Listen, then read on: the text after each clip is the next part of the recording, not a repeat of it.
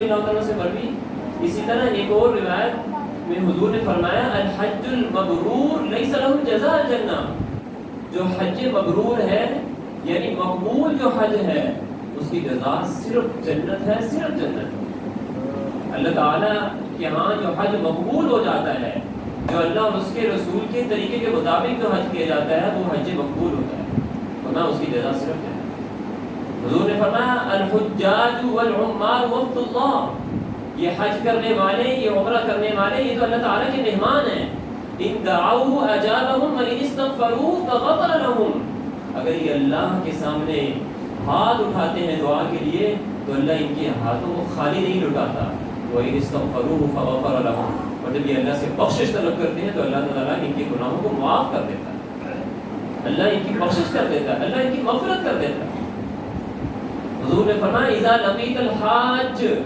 اے لوگوں جب تمہاری کسی حاجی سے ملاقات ہو فسلم، تو اس کو سلام کرو، اس سے مصافحہ کرو، اس سے معانقہ کرو اور اس کی پیشانی کو بوسہ دو اور پھر اس سے دعا کے لیے کہو، کیونکہ وہ حج سے واپس بخشا لوٹا ہے. لہٰذا جب وہ تمہارے لیے ہاتھ بلند کر کے دعا مانگے گا تو اللہ تعالیٰ اس کی دعا کو ضرور قبول کرے گا. اسی طرح میرے محترم بزرگوں اور دوستوں، ان ایام کے اندر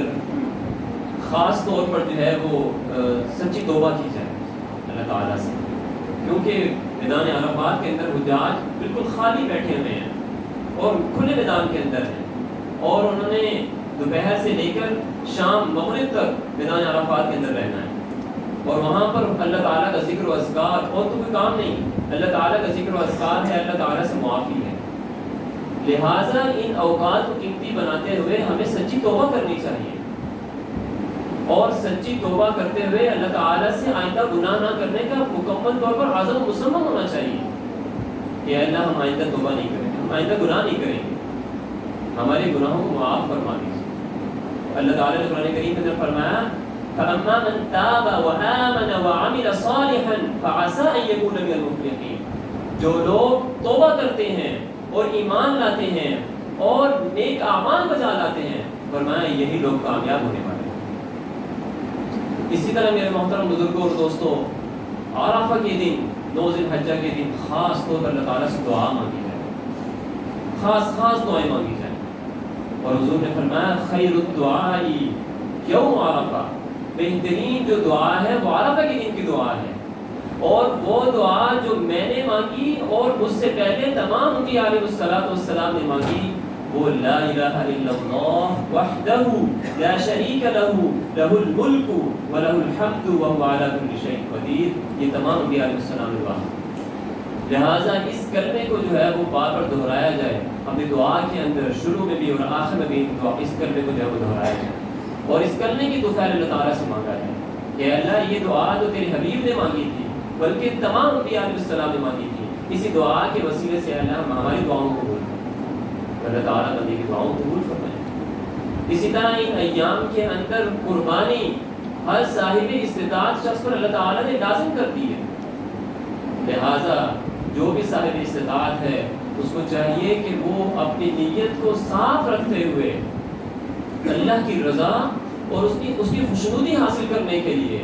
اللہ کے لیے جو ہے وہ قربان کی جائے، جانور کا خون بہایا جائے، کیونکہ اللہ تعالیٰ کو جانوروں کا خون اور اس کا کھال جو ہے وہ نہیں پہنچتی، گوشت نہیں پہنچتا اللہ تعالیٰ کو. اللہ تعالیٰ کو آپ کے دل کا تقویٰ پہنچتا ہے کہ آپ کے دل کے اندر ریاکاری تو نہیں پائی جا رہی.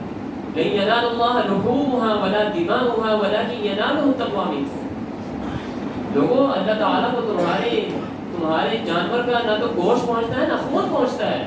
اللہ کو تمہارا تقویٰ پہنچتا ہے کہ تم نے اللہ کی رضا حاصل کرنے کے لیے قربانی کی تھی، یا محلے والوں کو اور رشتہ داروں کو دکھلانے کے لیے قربانی کی تھی کہ واہ اس کے پاس بھی بڑا پیسہ ہے، اس نے بھی بڑا قیمتی جانور خریدا ہے، پتہ نہیں کہاں سے اس کے پاس پیسہ آ گیا، لوگ تو یہ اس طرح کی باتیں کریں گے اور میری واہ ہوگی. اللہ تعالیٰ کے ہاں بھی ایسی قربانی نہیں ہے. اللہ تعالیٰ کے ہاں قربانی تو وہ ہے جو خالصتاً اللہ کی رضا کے لیے ہے. تو لہٰذا میرے محترم بزرگوں اور دوستوں، ان اوقات کو قیمتی بنایا جائے، اور ان قیمتی اوقات کے اندر ہمیں